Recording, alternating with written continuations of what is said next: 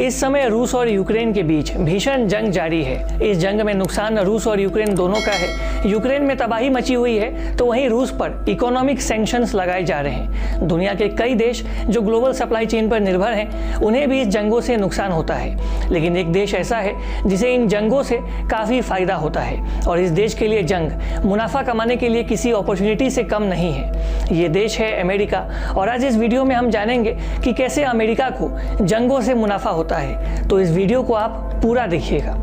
America वर्ष 1776 में अस्तित्व में आया था और वर्ष 1776 से लेकर 2020 तक यानी कि इन 244 सालों में से 225 सालों तक अमेरिका दुनिया भर के किसी न किसी युद्धों में इन्वॉल्व रहा है। दुनिया में कोई भी बड़ा युद्ध हो उसमें अमेरिका शामिल रहा है और इन युद्धों से अमेरिका को नुकसान कम और मुनाफा ज़्यादा होता है। दुनिया की टॉप 5 डिफेंस कंपनीज अमेरिका में है और दुनिया में हथियारों का सबसे बड़ा एक्सपोर्टर भी अमेरिका ही है। दुनिया में कहीं भी युद्ध हो अमेरिकी वेपन्स की डिमांड अचानक से बढ़ जाती है। दुनिया की टॉप 5 डिफेंस कंपनीज जिनमें लॉकहीड मार्टिन और रैथन टेक्नोलॉजीज का नाम शामिल है और जो अमेरिका में है उनका हर साल का टर्नओवर है 12,58,000 करोड़ रुपए। यहाँ तक कि दुनिया की टॉप 25 डिफेंस कंपनीज के टोटल मुनाफों में से 61% अकेले अमेरिका का ही है। इसी तरह हर साल दुनिया भर में 40 लाख करोड़ का ग्लोबल डिफेंस बिजनेस होता है। इसमें से भी 21 लाख करोड़ का बिजनेस सिर्फ अमेरिका करता है और भारी मुनाफा कमाता है। इसे एक बेहतर एग्जाम्पल से हम समझ सकते हैं। जब अफगानिस्तान पर सोवियत यूनियन का कब्जा हुआ करता था तब अमेरिका ने वहां के मुजाहिदीनों को यूएसएसआर से लड़ने के लिए करोड़ों रुपए के हथियार दिए थे, लेकिन बाद में यही मुजाहिदीन तालिबान बन गए और उसने अलकायदा की सहायता करके अमेरिका पर 9/11 का हमला करवा दिया। इसके बाद यही अमेरिका वर्ष 2001 में अफगानिस्तान पर कब्जा कर लेता है और तालिबान से युद्ध करता है, लेकिन इस युद्ध में भी तालिबान उन्हीं अमेरिकी हथियारों का इस्तेमाल करता है जो अमेरिका ने तालिबान को एक जमाने में सप्लाई किया था। पिछले साल भी जब वर्ष 2021 में अमेरिका की सेना अफगानिस्तान से वापस गई थी तब भी कई सारे हथियार और टैंक्स अमेरिकी सेना ने तालिबान के लिए अफगानिस्तान में छोड़ दिया था, जो किसी को समझ नहीं आया। इसी तरह वर्ष 2003 में अमेरिका और नाटो फोर्सेस ने इराक पर हमला कर दिया था।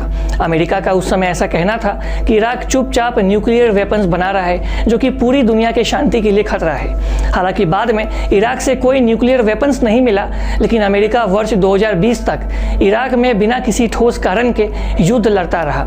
इसी समय इराक में जो सरकार है वो कोलैप्स कर गई और ISIS जैसे आतंकवादी संगठन का भी जन्म हुआ। कई रिपोर्ट्स तो ये भी कहते हैं कि ये अमेरिका ही था जिसने ISIS को खड़ा किया था, जिसके वजह से इराक में सिविल वार छिड़ गया और इसमें फ़ायदा अमेरिका का ही हुआ। इराक की सहायता करने के नाम पर अमेरिकी डिफेंस कंपनियों ने हजारों करोड़ रुपए के हथियार इराक की सेना को बेचे और यही हथियार आतंकवादी संगठन ISIS के पास भी पहुंचा। आज इराक जो एक समय अपनी खूबसूरती के लिए जाना जाता था वो एक खंडर में तब्दील हो चुका है और इसे खंडर बनाया अमेरिका और नाटो फोर्सेस ने, जिससे करोड़ों का फायदा अमेरिका को ही हुआ। युद्ध हो या ना हो, दोनों ही सूरतों में हथियारों की बहुत आवश्यकता होती है। अगर किसी देश को लगता है कि उसकी संप्रभुता को खतरा हो सकता है और दुश्मन देश उस पर हमला कर सकता है और उसकी शांति को भंग कर सकता है, तो ऐसी परिस्थिति में वो देश अधिक से अधिक हथियार खरीदने लगता है। इसलिए हथियार बेचने के लिए अमेरिका चाहता है कि दुनिया भर में किसी न किसी देश में अशांति या जंग चलता रहे, ताकि अमेरिका के हथियार जो हैं वो बिकते रहे और अमेरिका की डिफेंस कंपनीज प्रॉफिट में रहे।